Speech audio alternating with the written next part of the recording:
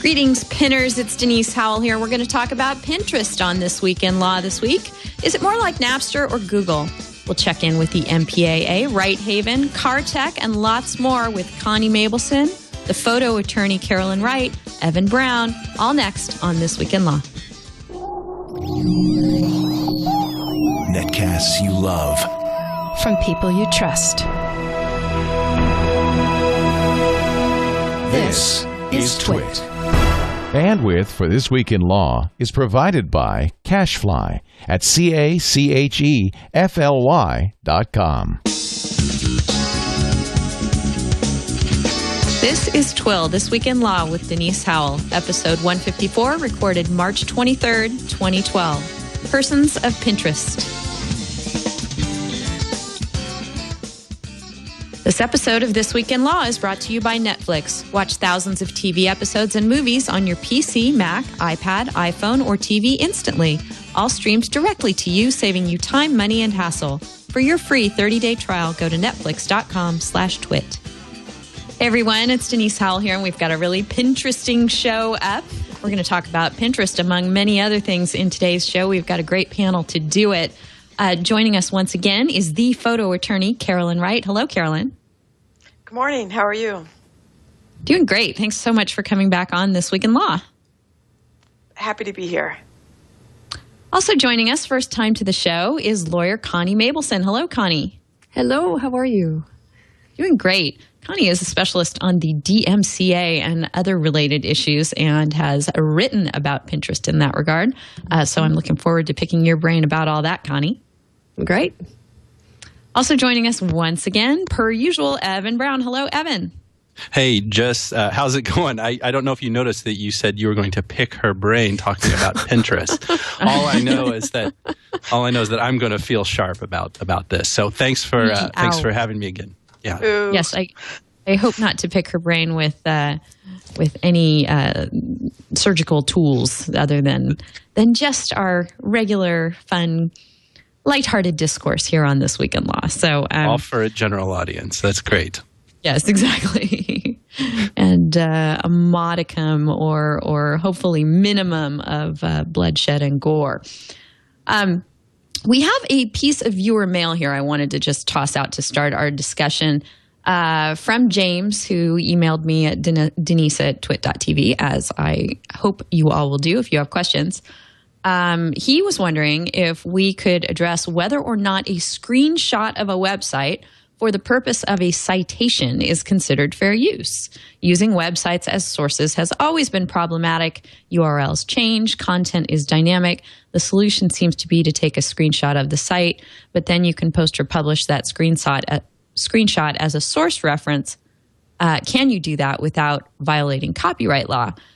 Which is a bit related to the meat of what I want to talk about today, in addition to several other stories. The big legal brouhaha over Pinterest. So why don't we start out by addressing James's question about screenshots first, and then move on to how Pinterest is working. Evan, you want to take a shot at this one? So the question is just using a screenshot as like a source? Of the whole website. Of the whole website. Well, I mean, it seems to me pretty straightforward. It's implicating the copyright rights of the website publisher because you're making a copy of it, and absent some kind of defensible use of it, like fair use,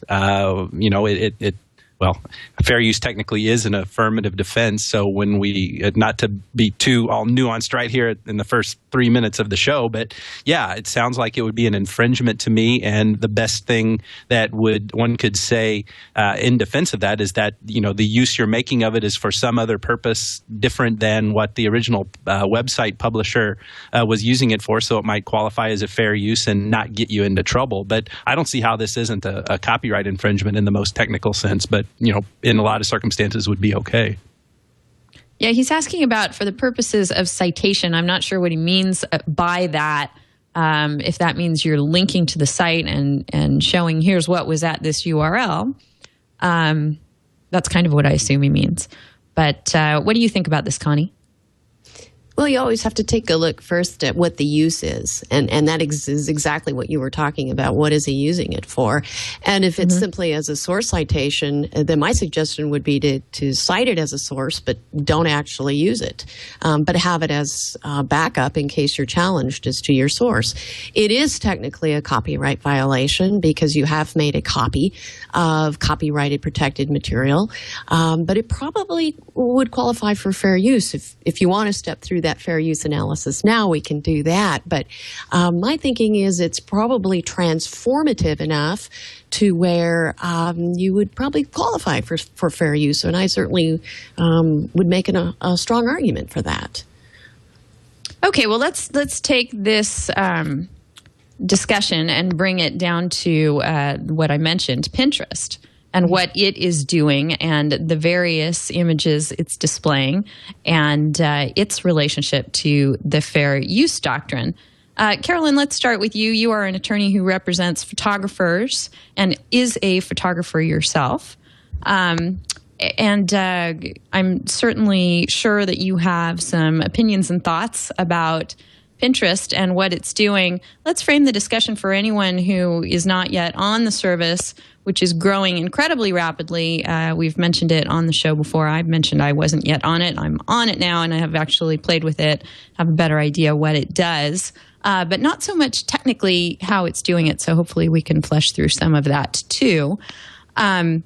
But what it is it's a lot like a lot of other services I've encountered through the years, and maybe you have too, things like Likeaholics or My Likes, or way back in 2006, there was a great service that was very Pinteresty called Style Feeder that basically does what Pinterest did. It's no longer around. But it didn't get sued out of existence. I think it just didn't take off the way that Pinterest has done. But what these various sites do is allow people, when they are traveling through their online lives, to flag something that they like and categorize it and share it with the world, and basically index the web in a way that search engines do not. It's much more personal and, of course, human to have millions of human beings performing this kind of function. So, Carolyn, the photography world has not been real pleased about the way that Pinterest is leveraging their work product to create this visual experience that you have there. Why don't you talk to us a bit about your perspective on the site? Sure. Well, as a photographer has the exclusive rights with respect to the copyright to a photograph. And those exclusive rights are the sole exclusive right to display, reproduce, distribute, and create a derivative work of a photograph. Well, what happens with Pinterest is, for example, if someone is on a photographer's website, and I've checked with Pinterest a little bit, and I've seen photographs of couples who are about to have a baby, and they have the pregnancy photos, and someone liked the style of the photograph or thought it was a good idea of how to take that photograph. The person pinned the photographer's photograph to the person's Pinterest page. Now, at that point, the photographer has lost the exclusive right to reproduce, display, or distribute that photograph because it's now in a new place. In fact, it's being displayed and distributed on Pinterest. Now, there is a link back to the original source for the most part in Pinterest. That's I believe the automatic process of Pinterest, that if you click on that photograph, it will take you back to the photographer's website, and you can see where the photo came from. So that can serve as marketing for photographers. So you've got photographers on both sides of the fence right now saying, hey, this is great for marketing. But other photographers say, I don't care. It's a violation of my exclusive rights. And so that's the debate that's going on in the photography community. Okay, let's take that a bit further because, like we were saying, Pinterest is not the only site that does this kind of thing. They just seem to be the media darling at the moment. They're growing so fast Traffic rose 52% between January and February, says ComScore, from 11.7 million uniques to 17.8 million. And when I joined, which was just this last week, I had a really novel experience for joining a new social network. Generally, I'm not late to the game in doing that, but in this case, I think I was. I tried 3 iterations of my name before I finally could hit on a username that was still available. And when I went to go check, the people who were using it just happened to have similar or the same name, so it's not like people were squatting. Also, when I went through the process of matching up my address books to find people to follow, etc., generally I would find, you folks on there, other people that have something to do with the technology world or conferences I've been to. But I also found my across the street neighbor, our tenant, people that I encounter in my day-to-day life that have nothing to do with what I do for a living, which was really wild to me. That's never happened before. So the penetration of this thing among the general public is already very good, I think, just based on my little anecdotal experience there. So the thing that it reminds me of, though, as I go through and use it, is not so much a site that is a destination for photography, but a guidebook for the web, much like a search engine. Connie, do you think that that is how they are going to have to position themselves legally? I do, actually. You've got to, again, look at what exactly are they doing. They're obviously linking back to the original source of the photograph, and they're probably at least caching the photograph. Don't know if they're actually storing it on their servers or not. I haven't been able to figure that out. Are they actually? Yes. They are storing it on the servers, not in the cache, but just regular hard storage, right? Yes. Okay. So how does that differ? Pardon my ignorance on this front, but it's been a while since I've looked at it closely. Does that differ from what most search engines do? A lot of them don't store. They do cache, but they don't actually store it. It just depends on how a particular service is set up. I've got clients that they don't set themselves up as search engines, but that's essentially what they do. And some store images and some don't. Okay. And I don't know enough about the back end of it to know if it's better to store or better to link or not. Carolyn, what you want to weigh in on this? Yesterday, when I was looking at Pinterest, I found a photograph of some shoes, and when I clicked on the link, it went to a page that said this product is no longer available. So it's definitely storing the images, and which I believe causes more problem for Pinterest with respect to that, although Pinterest is then going to blame the person who pinned the photograph, but they're definitely storing those photographs. Okay. And someone in IRC is saying they're using Amazon's EC2 servers for that and stripping all metadata. Big problem there. Yeah. Evan, talk to us about the back end, because it seems like you've looked at that. Yes.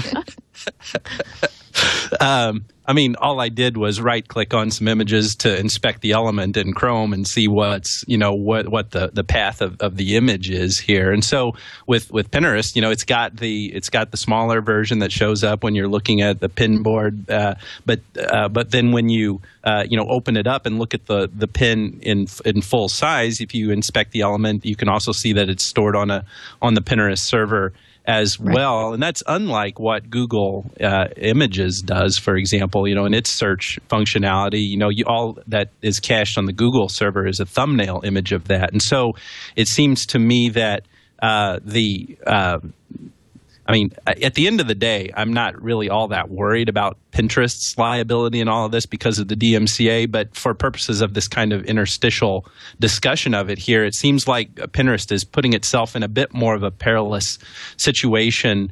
If we look at the guidance that we get from cases like Kelly versus Aribasoft, that is the fair use analysis for thumbnails of thumbnail images being returned in search results, or in the case of it's the Perfect 10 case, the Perfect 10 versus Google, that talks about the protection. There's a greater level of protection for inline linking, where if the image, the infringing image or whatever it is just linked to the image shows up by virtue of a path to the image stored on another server somewhere. So Pinterest is doing more to actually be the provider, the server in the most literal sense of these images, which is different than what we've seen technologies do in the past. So that all does play into all of this. And I won't, it's under a separate heading that we would want to talk about the DMCA safe harbors in all of this. But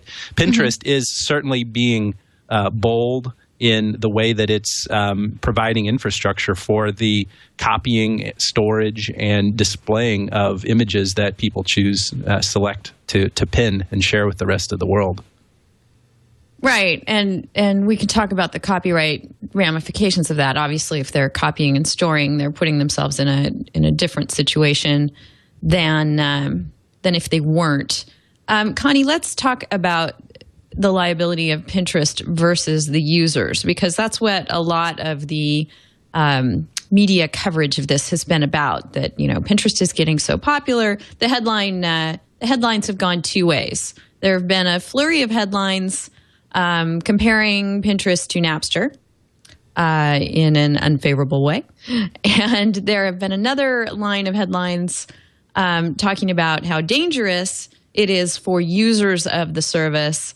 And in particular, I'm thinking of a Wall Street Journal piece on their law blog that was a guide for using Pinterest that was extraordinarily conservative in the advice it was giving users, and really at odds with the way the service is designed to work. So why don't we address the first prong? Is Pinterest Napster, and why or why not, Connie? Yeah. My argument is it is and it isn't Napster. Napster did not have a DMCA policy posted, nor did they have a designated agent, even though they came around after 1998 when DMCA came around. So to the extent that Pinterest does have a DMCA policy and is attempting to comply with DMCA, that makes them completely in a different realm than Napster that didn't even go there. Napster also was really the first business model to say, hey, we can use this digital world to break the music business, if you will, and to provide free music files that you would otherwise have to pay for. So they had more of a specific intent, if you will, to change the world and provide free music files. I don't see that over at Pinterest. They are attempting to comply with DMCA. It's not a situation where you have music files that people are accessing Pinterest simply to get illegal copies of music files or video files. It's a completely different business model, and it's a completely different mentality. So I think they're completely two different business models. Right. You do have a video section, and we can talk about that in a minute, as separate and apart from photos. Yes, let's do it. So I agree that the DMCA makes it a distinguishing factor. But there's also this corollary that you can't just hide behind the DMCA if you're out there actively promoting infringement. And a lot of people have argued that Pinterest doesn't work unless its users infringe. So how do you address that? Well, the cases really, if they're going to find that a website does not have immunity under DMCA, they really want to see some kind of measurable, significant admission of that. So in many of the previous cases, they've looked to the actual verbiage of the website itself. In a lot of those cases, the website operators actually had some really dumb language on their sites that indicated that it was intended to be solely for the purpose of having downloaders download illegal files. We don't have any of that kind of intentional language on the website. Also, other than the videos, which we'll get to in a minute, it's simply photographs, and I don't know how many people are actually downloading the photographs to take those photographs and blow them up and to use them as pictures or murals or whatever. So again, it has a lot to do with the purpose and the use of the materials that are being posted there by the users. And so, yeah, technically it is set up to exchange pictures. Pictures, photographs are protected by copyright law. So yes, technically it is a violation of copyright law. But again, I think the DMCA was enacted to encourage innovation of internet spaces and online spaces. And again, if the DMCA is there and you can qualify for it and you're not doing anything really overtly in the court's face to say that we're just here just so that you can download these pictures and you can blow these pictures up and you don't have to pay the photographer them, then again, I really don't see that this is as bad of a situation because of the use of on the downloader side, on the viewer side of the website. Okay, Evan, let's stick with the theme of Pinterest's liability for a second and its ability to invoke the DMCA and Kelly versus Rebasoft. Do you think that it's the fact that you click through these pictures and you get the full-sized, not just a thumbnail, but a full-sized whatever they're linking to, is displayed there before you click through? And as we talked about, being stored by Pinterest. Is that something that's a problem for them that they're probably going to have to change? I don't think that affects their protection under the DMCA. It may it may be relevant to the question of whether or not they are a direct infringer themselves, and those are different arguments. Whether you're protected by the DMCA safe harbor or whether or not you're actually liable for infringement. Most people, I think, conflate those, thinking that if you don't comply with the notice and takedown provisions, automatically you as the provider are liable, and that is not the case at all. So that's where I think that if we were to look at what Pinterest does in providing the storing and serving up the full size image from its own server, that goes much clearly to the issue of whether or not it is a direct infringer, because it's actually doing the serving and not just linking it in from someone else under the rubric of Perfect 10 versus Google that I was talking about earlier. So to kind of just say one more thing quickly on this point about the DMCA safe harbors on all this, to pick up on something that Connie said. Some commentators are saying that Pinterest wouldn't work if it weren't for the infringement of being occasioned by its users.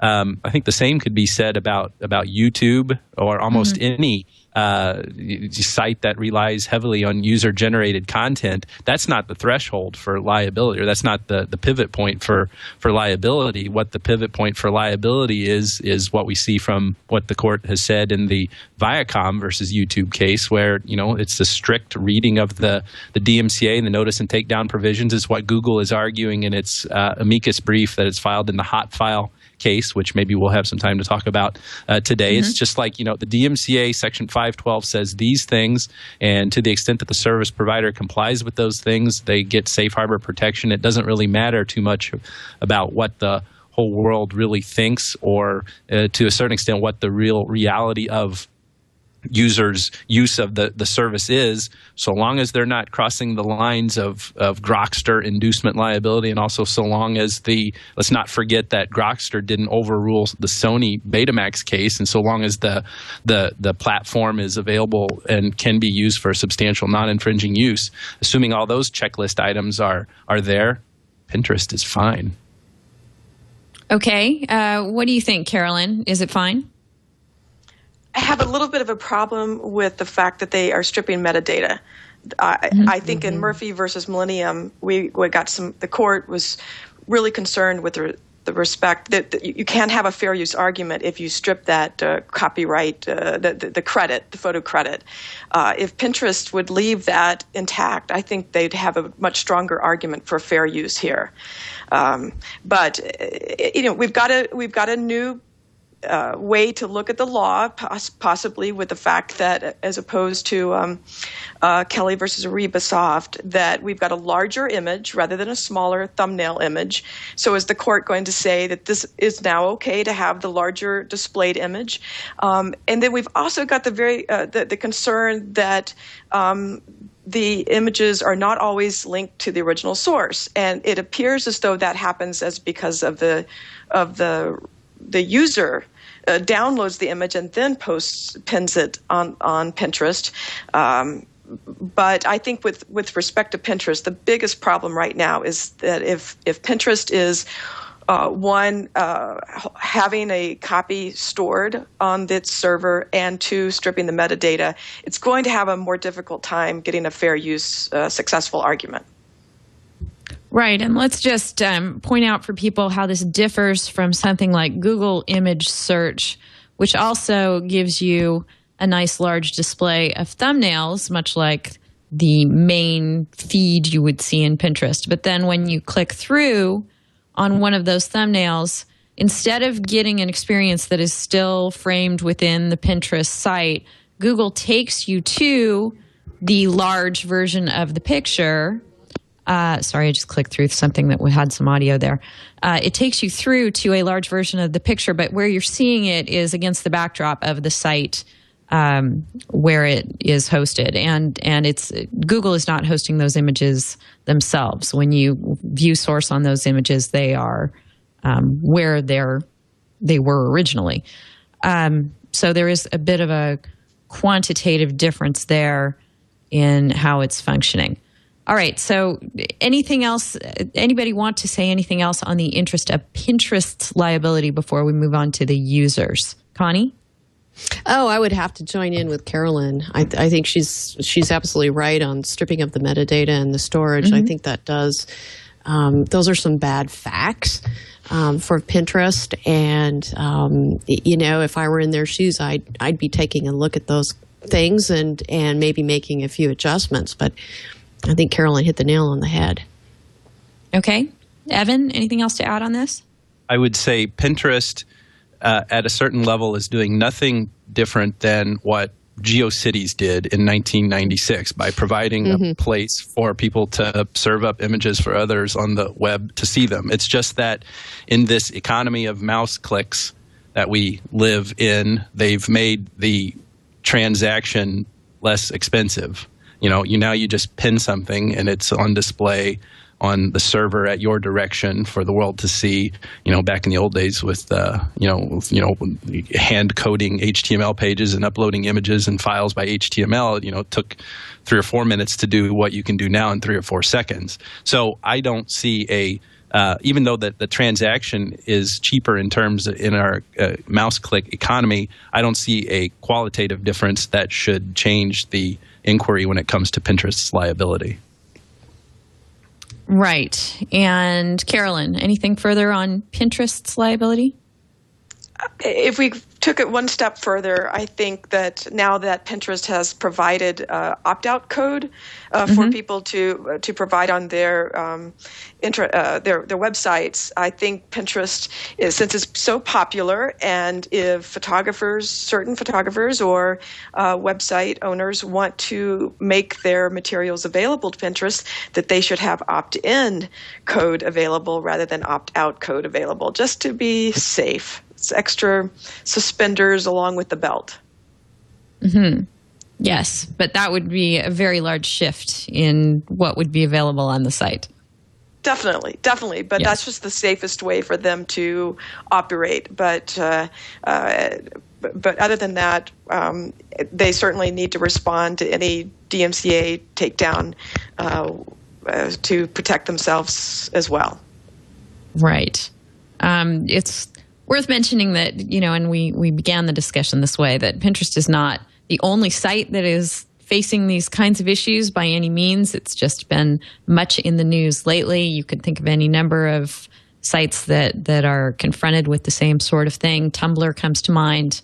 But again, we've been talking about the specific hosting and stripping of metadata and other things specific to Pinterest that shade that discussion. So I'm glad we got to get through those. Also, I think it's worthwhile to get out there the response that Pinterest sent to the Wall Street Journal Law blog on its article on using Pinterest without breaking the law. Pinterest said, the protection of copyrighted content is by no means unique to Pinterest. Virtually every site on the web that allows users to express themselves contends with copyright complexities. This is what you were getting back to with GeoCities, Evan. As a company, we care about respecting the rights of copyright holders and have outlined our site best practices that people should abide by when adding pins to make them useful to themselves, the community, and the content owners. So here we're getting into the shift to the users. Moreover, we strongly encourage people to pin from the original source or permalinks, give credit to the content owner, and include a thoughtful pin description. If a user notices that a pin is not sourced correctly, they should leave a comment so that the original pinner can update the source.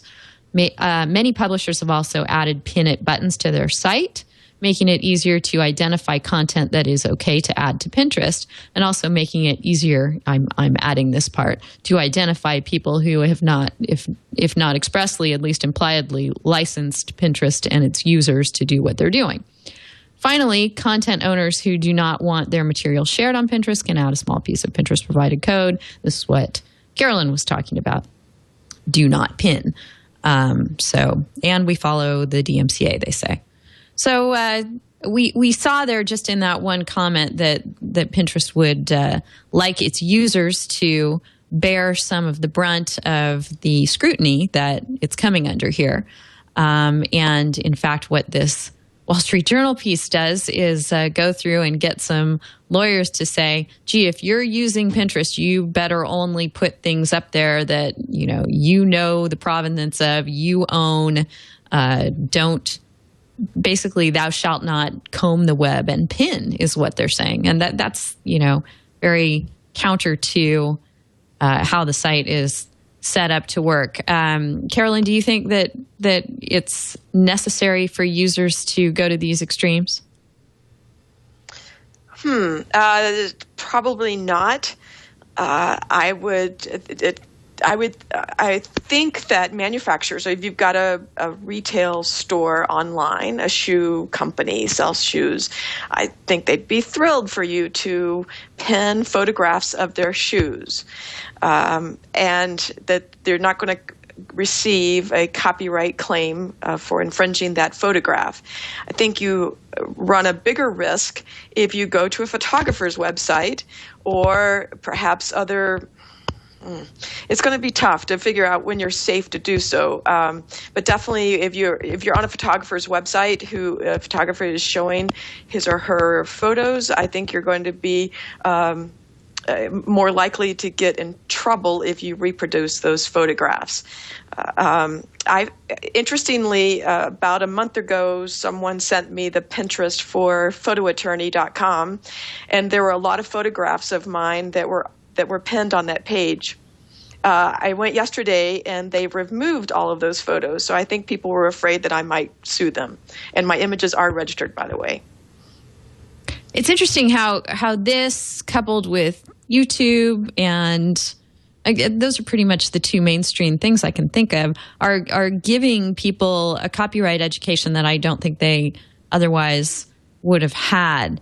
Connie, what do you think about the Pinterest users in general and the way they need to approach the site?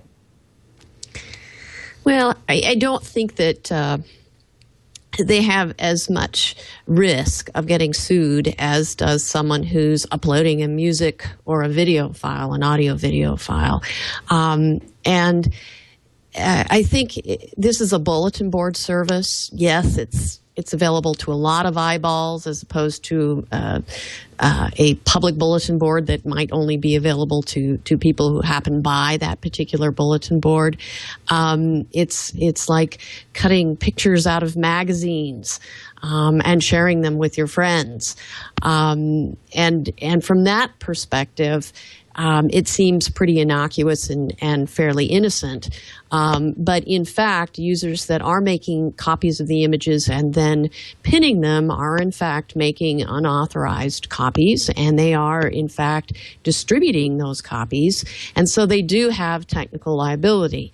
So for me, it becomes a question as to whether or not the owners of the photographs are going to make the financial investment to go out and sue the users.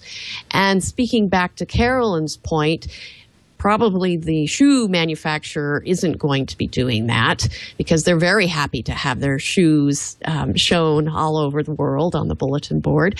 But perhaps the photographer who isn't so interested in having their photographs appear in large size images, those photographers might be interested in suing. But then it becomes a matter of how much does it cost to sue? What are your damages going to be? And where do you end up at the end of the day? And that's kind of a different analysis. So I think on the whole, users probably don't have to worry so much about it than if they were sharing other types of files. And this, I actually have a question for Carolyn at some point maybe we can get back to, and that is there a union, if you will, an association, a trade group that represents photographers similar to MPAA or RIAA, where this trade association might come after infringers, and if that sort of trade association was in place, then people who are pinning photographs might have a higher risk of being sued by such a trade association. What do you think? There are a few photography associations who have worked together to file suit, to prosecute claims, ASMP, PPA, going after, for example, drugstores that reproduce professional photographs. The Google, there was a photographer's lawsuit with respect to the Google Books litigation. But it's not as well organized, definitely, as the RIAA. So that's really not going to happen. It's more likely that it's just going to be individual photographers who are having problems with their images being not so much pinned, I have to say. It's the stripping of the metadata. Photographers definitely want people to know who's taken the photograph and how to find that photographer so that you can hire the photographer. Again, that's why the stripping of the metadata and or breaking the link to the original photograph is of the highest concern. And we often include DMCA claims with our copyright infringement lawsuits. Okay, Evan, let's take this down to a very practical level for the users. As we know, users don't read terms of use. They're there, they're governed by them, but they don't get read. There are a couple of key terms in Pinterest's terms of use that talk about what users are allowed to do with the site, what kind of content they're allowed to upload themselves if they are going to do that, the kinds of, and whether or not those things are infringing or the users have the rights to them. The users agree that they have the rights to the stuff that they're putting on the site. And also, there is an indemnification provision that requires users who may have done something that could then subject Pinterest to liability to indemnify Pinterest against any claims that might be brought. Okay, so we know the users aren't reading that. If they know that they're there, it's because they've listened to our show or read the Wall Street Journal or some other way, right? Because people don't really, as a matter of fact, go comb through these things. So when you go on the site, as I did this last week, and you sign up, the first thing you're going to do if you're a new user is probably not start uploading a bunch of your own stuff that you know you have the rights to. You're going to start surfing around on the site and you're going to see some cool things, and you're going to see the ability to repin, which is just take something that someone else has uploaded and move it over to one of your boards. Share it with your followers as opposed to just the followers of the person that you're seeing it on. Again, the user's not going to know that there's any copying or liability involved in that. The other thing that a new user is going to do is probably, if they're savvy enough to do it, use the bookmarklet, put it in their browser so that when they're going around the web, they know that when they see something, they can click this little pin it bookmarklet. They're probably not giving thought one to how that works. They just know that when they click it, once again, it's going to go to one of their boards in Pinterest, and they can put a little data that tells people, oh, I really like this lawn chair or whatever it might be. So against that backdrop, some photographer or other rights holder gets up in arms with their image being on Pinterest and comes after a user. Do you think that the user is in pretty good shape to defend against an infringement claim, even if technically they're infringing or not? It's, I think right off the bat, you'd want to kind of fast forward to the summary judgment stage and consider whether it's a fair use. And assuming that the fair use defense is not going to work, then the user is probably in pretty bad shape and is really at risk for liability here, because you hear people say this a lot. It's a little bit of an overstatement, but it's essentially true. Copyright is a strict liability offense. You don't have to know that you are infringing to be liable for copyright infringement. So the question of whether the user read the terms of service is irrelevant. The question of whether the user understood the technology is irrelevant. Whether the user understood that it was going to be copied to Pinterest servers at the user's direction, or whether it was going to be hot linked or inline linked or whatever, is irrelevant. The fact that the user has committed an act, done something that implicates one of the exclusive rights of the copyright holder, is determinative, absent a fair use defense, on whether or not they're going to have to be paying damages to the copyright holder in all of this. So what I'm really kind of trying to establish and kind of, sketch out the contours of is a declaration on my part that the real risk that Pinterest provides to anyone, Pinterest or its users, the real risk goes to the users. They're much more at risk for direct copyright infringement, just by the fact that they're using it than what Pinterest would be for providing the service. On a lot of this, I think one can just zone out and go back to what I was saying about GeoCities in 1996.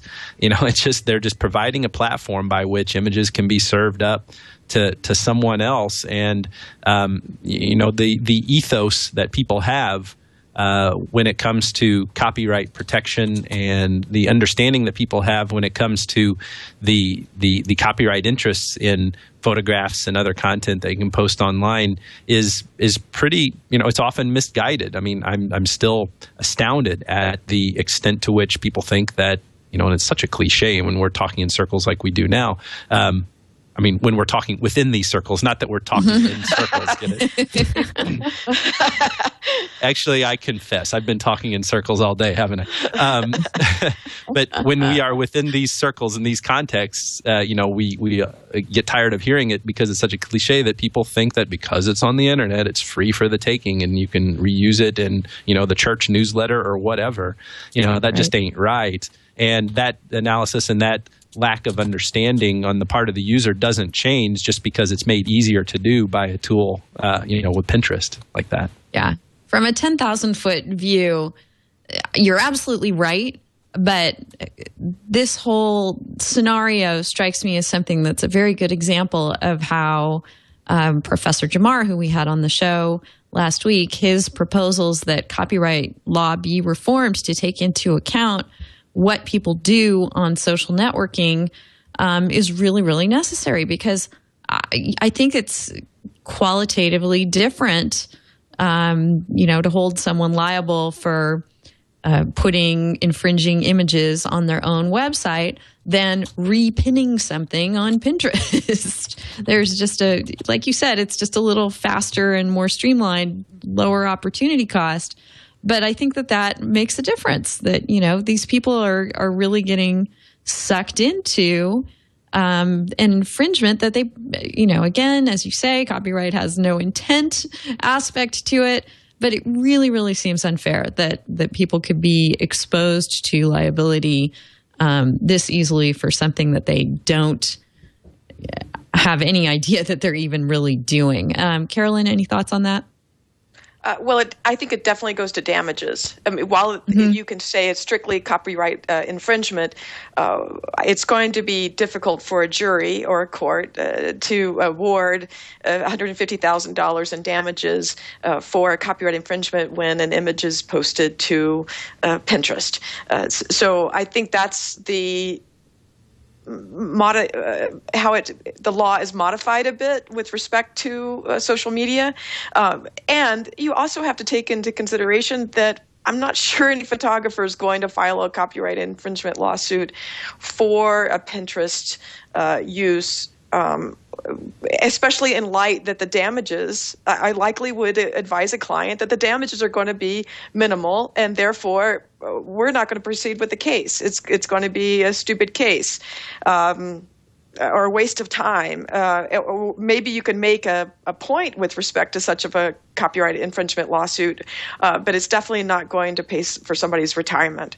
That's the way that you can look at the law and make it a little bit fairer for such uses.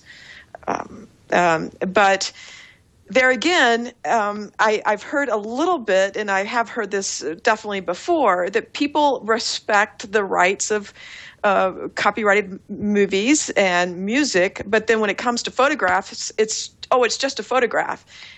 Give me a break. These are still copyrighted, and I spend a lot of time and money on my little photographs, and therefore I do want to control my exclusive rights with respect to the photographs. But I have to tell you that I do think that Pinterest, the way that Pinterest is using it, except for the fact of maybe saving a copy and stripping the metadata, likely is the next step in fair use with respect to the larger images, and as long as the source is of the images are still kept intact. I'm not disturbed by Pinterest at all. I'm not concerned about it with respect to my clients, except for the stripping of the metadata. And I really do hope that Pinterest does something with that. But I don't see any big lawsuits going to be filed by my law firm for images on Pinterest. Okay, Connie, any final thoughts on user liability with Pinterest?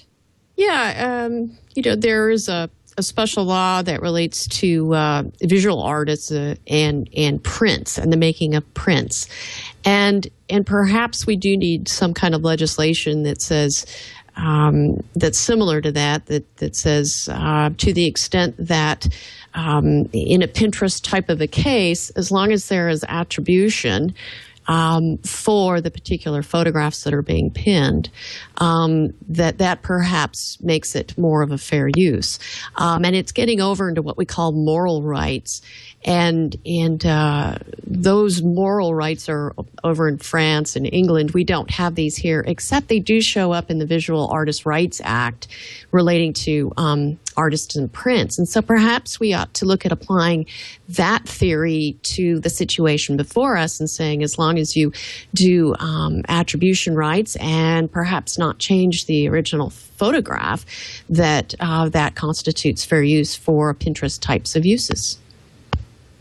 Okay, Evan, any final thoughts on users of Pinterest? No, not really. I mean, it's just like what we've kind of talked about already. The risk is much greater for the users than it is for Pinterest as a platform in all this.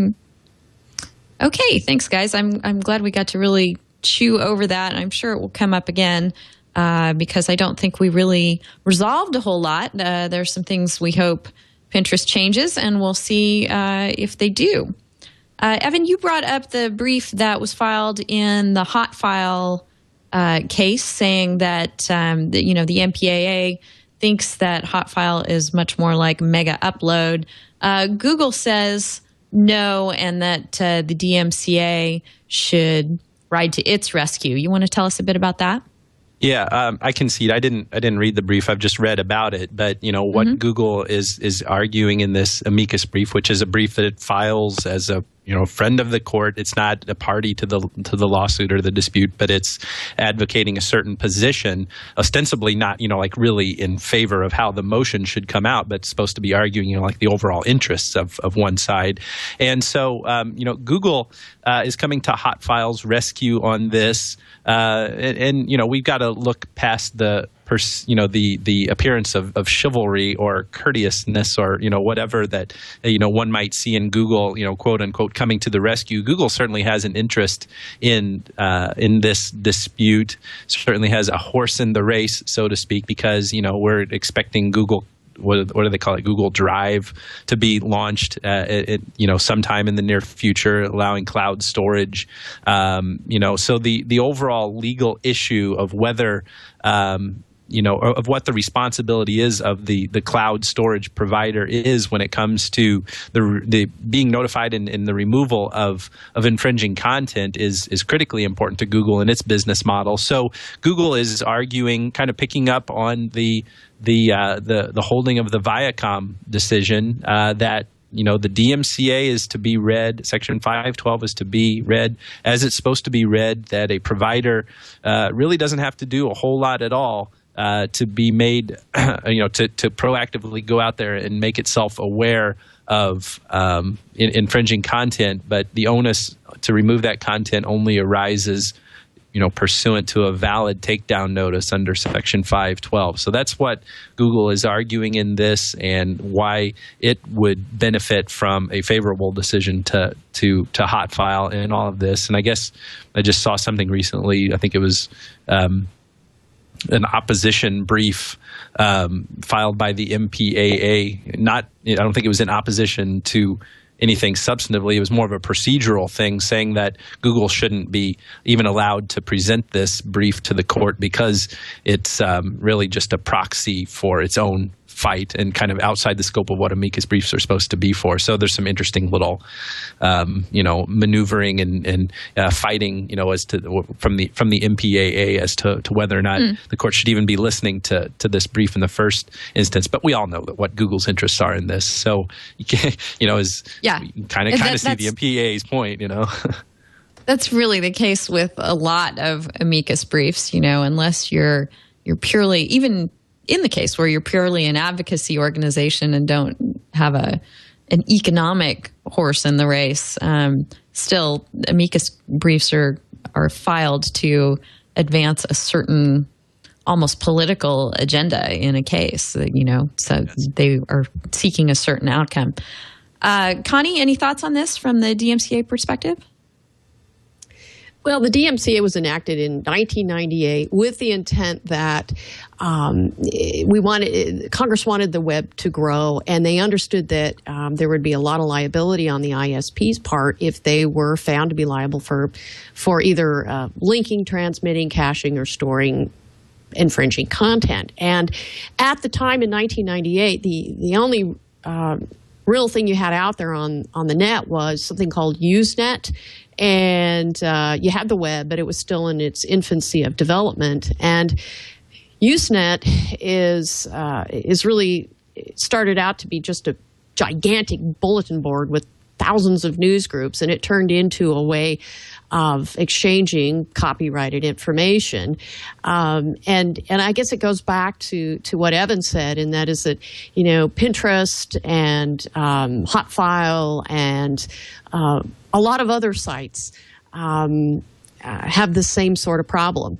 And I'm sure in the future there will be many more sites that present a different aspect to the same sort of problem. And the DMCA will protect the ISPs as long as there is not an affirmative, there's not proof that they're actually just up there because they want to induce infringement. So it's a great issue because it's not going away anytime soon, and because developers are so creative that I'm sure Pinterest is just the newest baby. Hotfile's been around for a while, but it's all the same thing, and I'm sure we'll see it again in the future in a different iteration. Yep, I'm sure we will.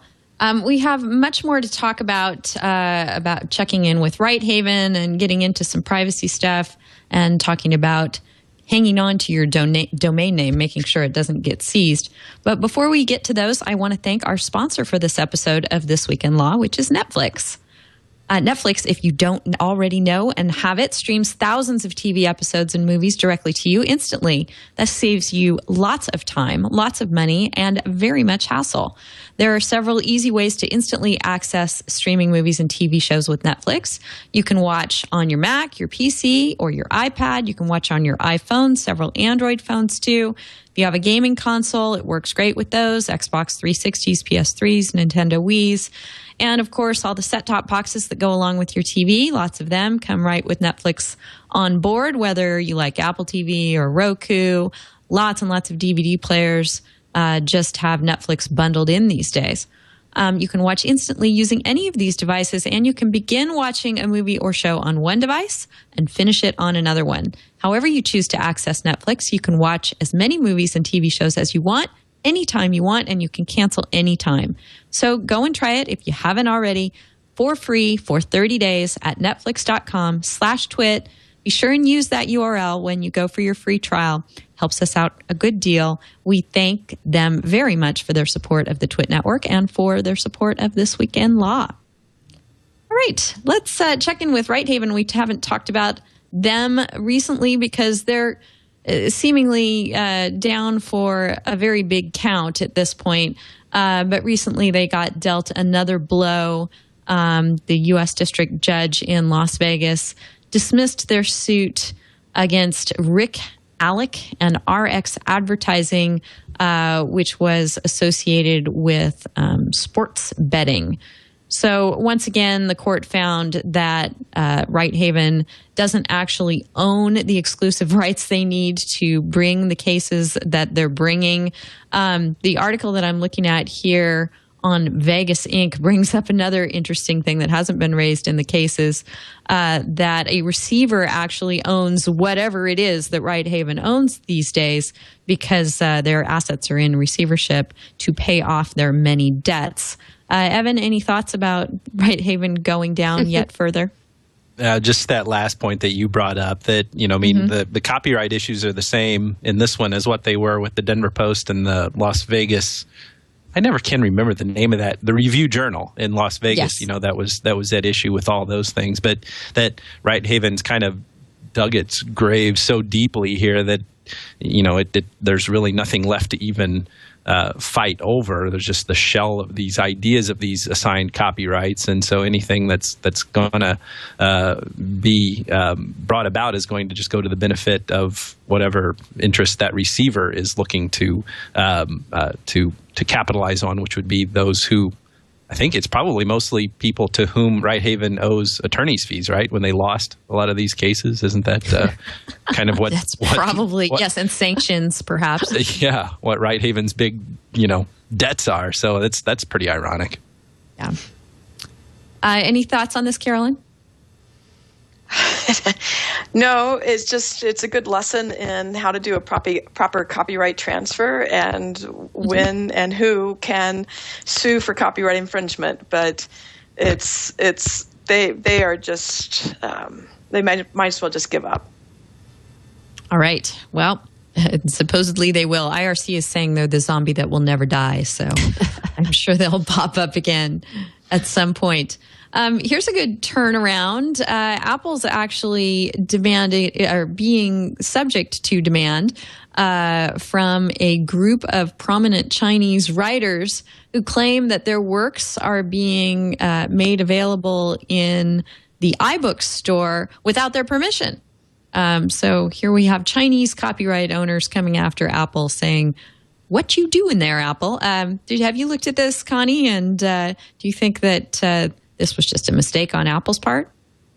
I haven't looked at it because I don't read Chinese, and I think you have to look at what the Chinese copyright law says. And I also think it's pretty funny that because there's so much ripoffs from China, trademark ripoffs, all kinds of ripoffs that now the Chinese authors, and maybe this actually is a good development for more of an international awareness of copyright. But what it does remind me of is a story that I read last week of the Copyright Rights Society in Belgium telling libraries that read aloud to children, books during children's story time at the library, going after the library seeking, performance fees for reading aloud to children in the library. So I don't know if these Chinese authors, if it's an extreme for them to do it under Chinese law, or if it's something that's going to end up being a good thing for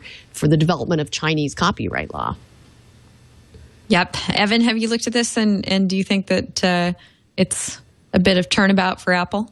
It is kind of funny. Once again, something ironic happens. You got Chinese people complaining that their intellectual property is being pirated, so that by an American company. So that's of course kind of weird. But and I guess the assertions would be under Chinese law. So the question of liability would go to whether or not there is infringement under the copyright law as it exists in China. But what I can gather from having read this story in it was the Times of India Times piece that we read for today's show is that there was some confusion as to who, I guess it wasn't confusion, but that the allegedly infringing works, Apple took those down, but then they were uploaded again by someone else. And so if we were to confine the analysis to just American law and Apple's responsibility, as the platform provider, oh my gosh, once again, isn't this just kind of a DMCA question? And Apple is, making available for distribution and sale content that is residing on its server at the direction of its users. Yes, I know it vets, what's on the server, but I don't think that makes a difference in the analysis here. So I think the more nuanced question, and I don't think it's necessarily implicated by this, but it's certainly something that's interesting to think about. And I know journalists like Adam Pennenberg have opined on this already. What is the responsibility of the ebook platform provider to disgorge itself of ill-gotten gains by keeping a share of the fees charged to end users who download infringing content through an ebook platform? I think that's an even more interesting question. It's kind of separate and apart from the copyright question, because I think that an aggrieved author, copyright holder who finds his or her work for sale either in on Amazon or Apple or whatever platform you have, Smashwords, would be able to have an unjust enrichment claim against that provider that would not necessarily get preempted by the Copyright Act. You may not have much of a copyright claim if you can't show the prima facie elements of a copyright claim, but there seems to be some risk to the provider here for not watching more scrupulously the authority that it has to actually distribute these books and charge fees for them and keep a share of the proceeds. But Evan, wouldn't it be possible for it to be a copyright claim because there's a reproduction, a distribution, and while it might be innocent infringement, the copyright holder would be able to opt for actual damages, which would be to disgorge those profits under 504B with respect to actual damages. Usually actual damages are the ordinary license fee plus all profits made from the infringement. So I think under U.S. law, have no idea if this remedy is available under Chinese copyright law. But under U.S. copyright law, I think that the copyright holders would have a claim against Apple to at least get the profits made from the sales of these ebooks. Right. Well, go ahead, Denise. Sorry, even if Apple had taken them down and just not policed whether they'd gone back up. It doesn't matter. It doesn't matter. The intent's not there. The intent doesn't have to be there. It's whatever profits were made from the infringement. The copyright holder has the option to choose actual damages instead of statutory damages if desired. Even if the image isn't registered, even if statutory damages aren't available, the copyright holder, in some of our cases, this often happens with respect to photographs that were reproduced on T-shirts. Doesn't matter whether the T-shirt manufacturer knew it was an infringement, the copyright holder can disgorge those profits, recover those profits made. Yeah, I was presuming that Apple or any ebook provider would be able to avail itself of the affirmative defense under the safe harbor provisions by merely making available for transmission and downloading infringing content that was there at the direction of its users. Whomever it was, either the publisher or the author or whatever, uploaded it to Apple's server just in the same way that a web server stores and serves up content at the request of its users. So I see what you're saying, Carolyn, and I was making the presumption that Apple wouldn't be liable in the first place for that infringement, which would leave, of course, so if there was no liability, there would be no copyright damages, but a separate cause of action, a liability hanging on a different hook, namely unjust enrichment or something like that, could avail it of the same damages, which would be the same measure of the actual damages that you're talking under Section 504 of the Copyright Act. I believe under 504, however, you cannot make a profit from the infringement to get DMCA protection. Now, we know that YouTube makes profit, so to speak, from having the videos posted on YouTube, but it's not a direct profit. So it's indirect profit, and definitely under copyright law, you can only recover damages, profits that are not too speculative, definitely. But I believe that the protection under the DMCA says that you can't make a profit from the infringement to get the DMCA protection. And I would argue that here is a direct profit from each sale of the ebook. Apple recovers some percentage of that, of sale of the ebook, and that those were the profits, would be the profits that the copyright holder would be able to recover. That's a great point. Hey, speaking of YouTube and safe harbors, I'm reminded that we never did come back to the point about Pinterest and videos, because it does have that whole video section. Connie, did you have anything you wanted to add to our Pinterest discussion based on the fact that video's there too? Not really. DMCA protects videos. The only difference between videos and images, to my way of thinking, is that if these videos are videos that are in the catalog of the MPAA trade association group, then they Pinterest may have more of a problem on their hands, because obviously that group is very litigious in DMCA. If these are just regular old everyday people kinds of videos, then it's a different issue. But the fact that they are videos does raise their risk because of the existence of trade associations like MPAA and RIAA. Yeah, I'm wondering if what they're doing, and again, I need to look more closely at the back end, Evan, how they're actually treating the videos. Are they embedding them from elsewhere on the web? Are they hosting them themselves? Seems like the easiest way to do it would be to embed, at which point, that would give them at least some layer of protection. So maybe those issues would be something to look into, and maybe we can pick that up on another show. And instead of talking about whether Pinterest is Napster, we can talk about whether it's YouTube and whether it's going to have to do all of the various precautions and filtering, et cetera, that YouTube has been put to over the years. Evan, one of the things we've talked about on the show before is that the mobile privacy world has been kind of a wild and woolly place with no requirement that mobile apps have privacy policies.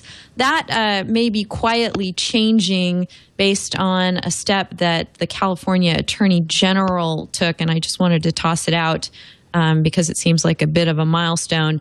Attorney General Kamala D. Harris has reached an agreement with 6 large mobile device app makers to require that they're going to have privacy policies. Doesn't really have to do with what they're going to say in their privacy policies, but they're just, going to have to make some disclosures to users that have never been required before. And I bring it up because California has, this privacy policy law regarding the web that has sort of been the tail that wagged the dog in the United States. It seems like that may be the case here with mobile apps as well, with California taking the lead. Any thoughts on this? Yeah, since RIM, Research in Motion, was a party to this agreement, it's really going to make a huge deal. I guess that's the thing I see off the top here. I guess it's also important to observe that it's not a change in the law. It's just an agreement on, what these companies are actually going to do. And so, yeah, it's a step toward, I don't know if it's a step in the right direction. I guess it is, because privacy is implicated in different ways when it comes to mobile applications because of the geolocation aspect. So certainly it is a step toward greater protection in that area. But I get the sense that if you really start to look at this agreement, that it may not have all that much effect. It may not have all those teeth because it seemed from what I read about it here, the companies, they won't come out and say that they'll enforce privacy policy requirements or kick apps out of the store that don't comply or that don't have a policy. So I'm having a little bit of a hard time seeing where the actual substance to this is, where the real binding nature of it is. It seems largely something that's just really good from a PR perspective. The Attorney General can go out and get her picture taken and in the name of public interest can say that she's doing great things. Same benefit accrues to these companies who's saying, oh, look, we care about privacy and all that stuff. So what is it? Is the right a metaphor or idiom, smoke and mirrors? I don't know if that's kind of what's going on here, but I'm a little bit skeptical that it's a little bit of showing off here, politicizing. You know what I'm trying to say. There may or may not be a whole lot that's actually to this to actually benefit the public interest in the end of the day. Privacy theater, maybe. It's a great term. It's a great term. Speaking of the theater of privacy, we talked about Path a few shows back, and in fact wondered when they and perhaps others would get sued. They and others have been sued. There is a class action against 18 high-profile mobile application companies, all over the issue of uploading the user's address book. And so companies that have done this in the past are Path and Apple and Facebook and Yelp and Instagram and Foursquare and Gowalla and LinkedIn and various others. So they're going to have to figure out how to justify that action in this lawsuit, which is pending in Austin, Texas. Don't have much to say about that other than it happened. So unless you guys want to delve deeply into that, I say we move on. Maybe touch quickly here on Connie's piece about taking down a foreign website from the United States. You guys want to talk about website seizures, domain seizures in the wake of SOPA and PIPA? Very briefly, Connie, where do we stand on this stuff now? Well, I think it's something I'd love to explore further, and I'm doing a lot more research myself on it and hope to write a piece on it. But the domain name registries are those companies that have been given the authority to regulate the TLDs, .com, .net, .biz, et cetera, et cetera. And most of those companies, for all of the .coms, biz, all of the big dots, are located in the United States and are subject to the jurisdiction of the United States courts. And those registries then license the registrars, the GoDaddies of the world. And so you can buy your domain name at GoDaddy, and GoDaddy has a license agreement with the registry who has an agreement with ICANN. And so your domain name can be seized, even if it's a domain name that's hosted on a set of foreign computers and operated from a foreign control. If the registry is located in the United States, then that registry is subject to United States laws, and so the domains can be seized via going after the registries.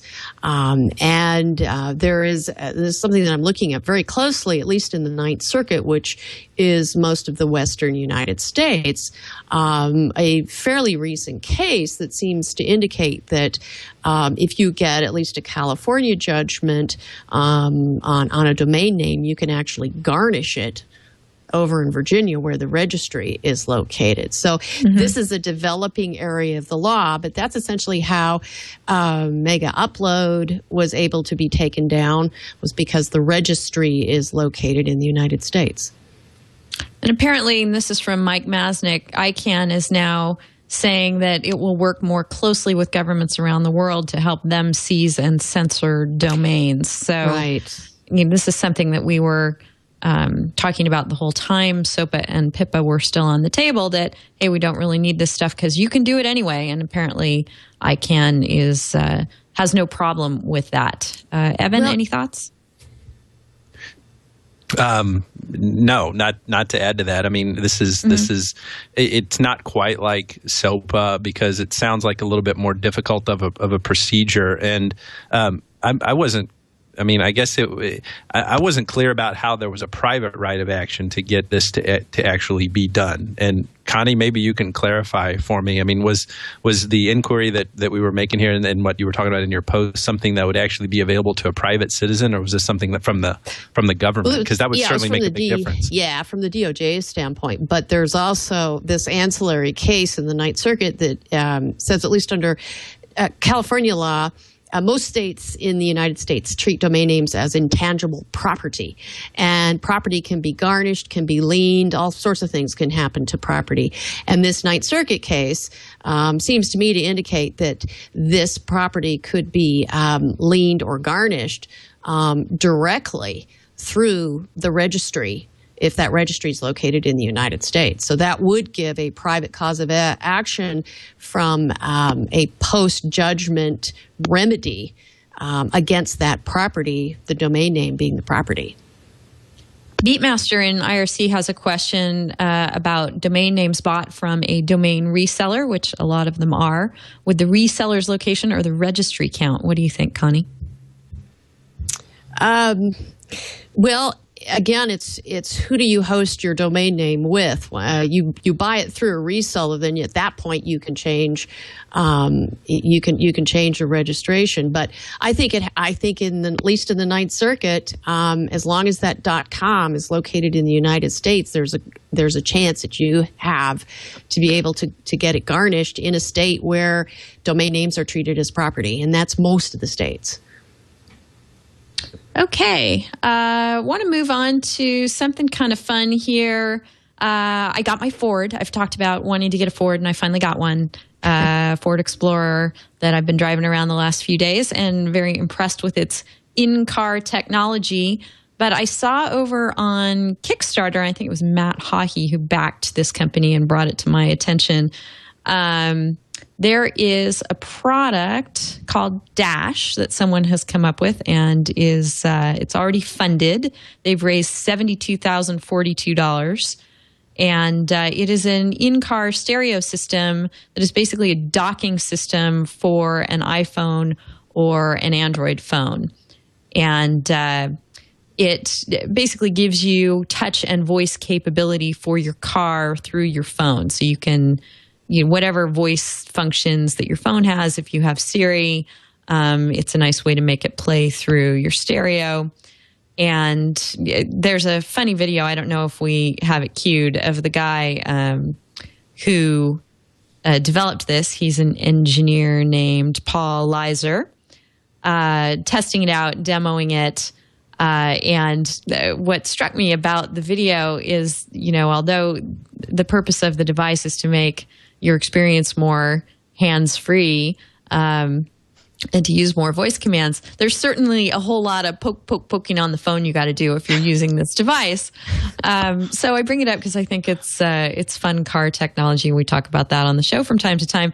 But I also I hadn't really considered till I saw this thing how interesting it is that individuals can come along and make and market a product on Kickstarter, and what their whole liability structure might be. You know, I mean, if you, this is obviously an aftermarket device, and the car manufacturer is not going to be on the hook. But certainly, if people are encouraged to poke around on their phone with a device, I'm just hoping that Paul Leiser has some good lawyers on board for his documentation that ships with the Dash when he begins shipping it out, because in his video, not only is he poking and prodding at the phone quite a bit when his eyes should be on the road, but it's a snowy, icy day too, and he's going over bumps and slippery terrain. So it's just kind of a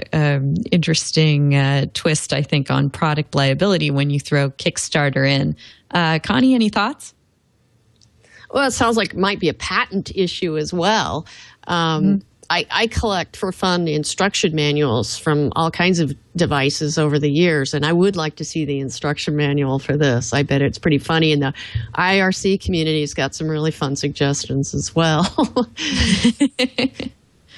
Denise, yes, I was a products liability attorney in my previous life, and I can just imagine the owner's manual that should come with this device.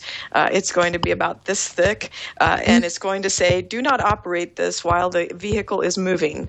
One of my car owner's manual talked about the sunglass holder in the roof of the car. Do not operate this while the car is moving.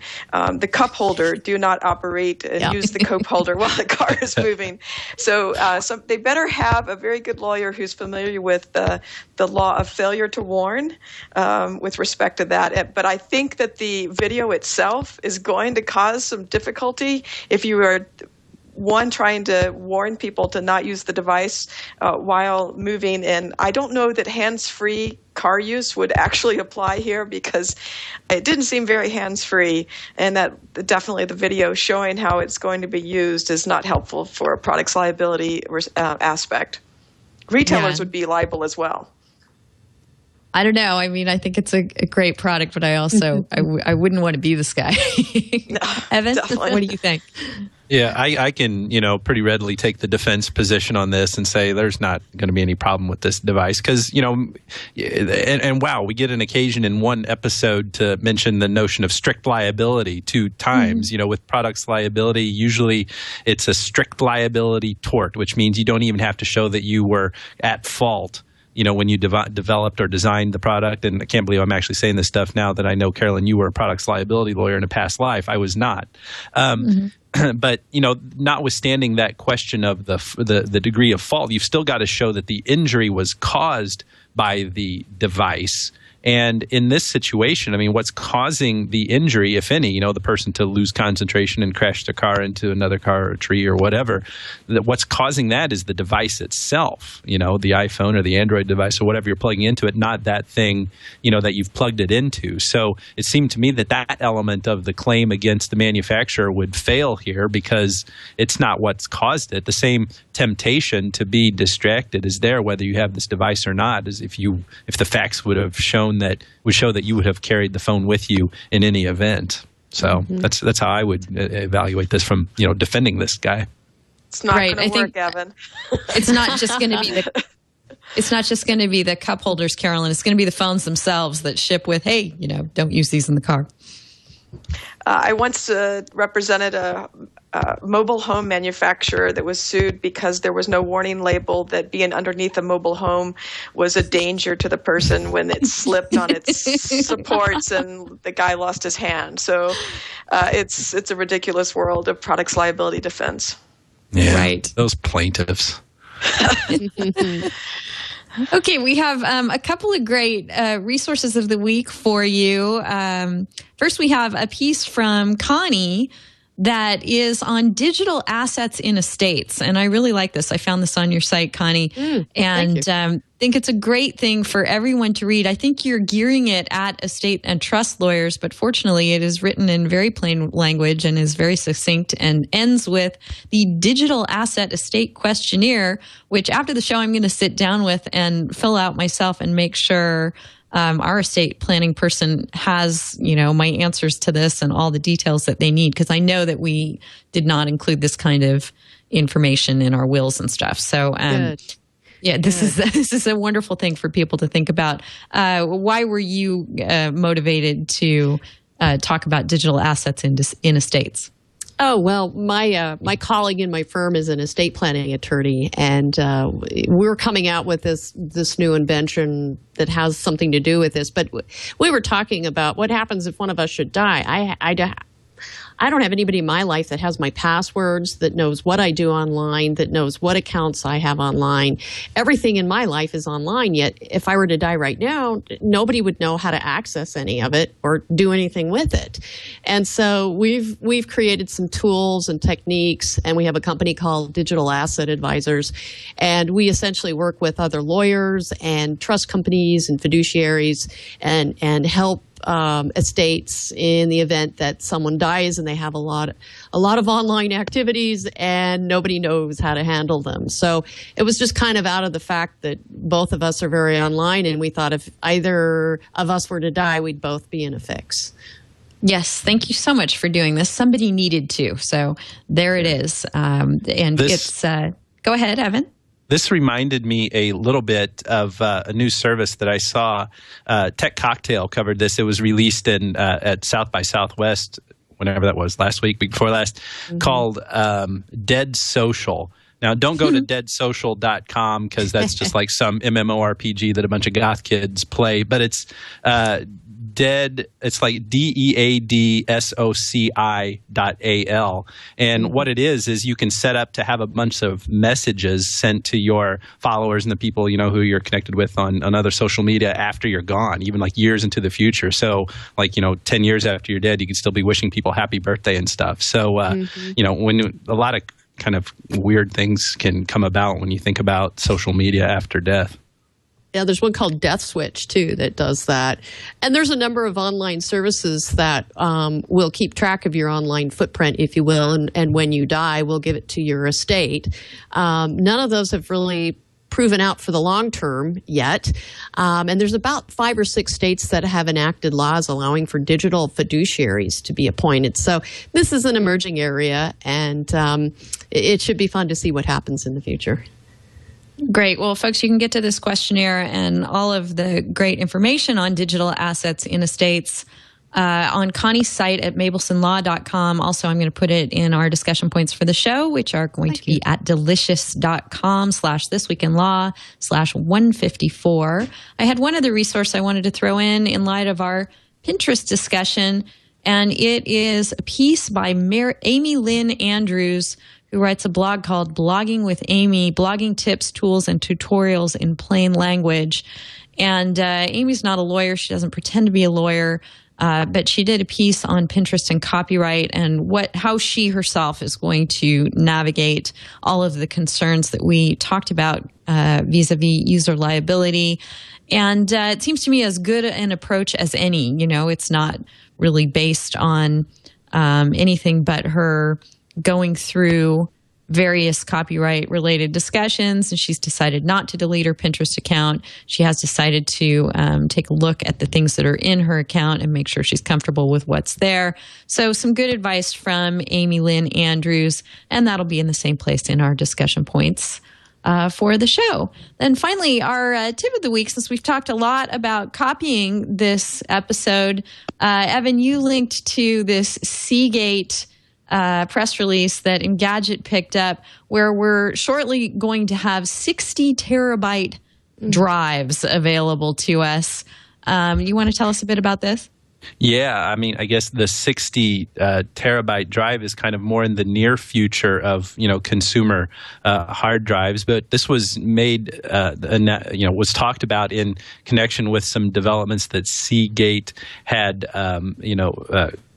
have made to put, was it 1 trillion bits of data on a square inch of media. And so if you think about that, that's more bits on a square inch than there are stars in the Milky Way galaxy, which is, I guess, an okay way of contextualizing it. It's not that I've actually seen all the stars in the Milky Way galaxy, so it kind of helps me contextualize it. But at the same time, that's quite astounding to think about all that information just in one, in such a small area of space. So it goes to say that, the web and pretty much all this digital technology stuff really does mean the end of forgetting at a certain level with, just amazingly continuing accelerated change and accelerating advancement when it comes to information technology is really a sight to behold as we approach the singularity.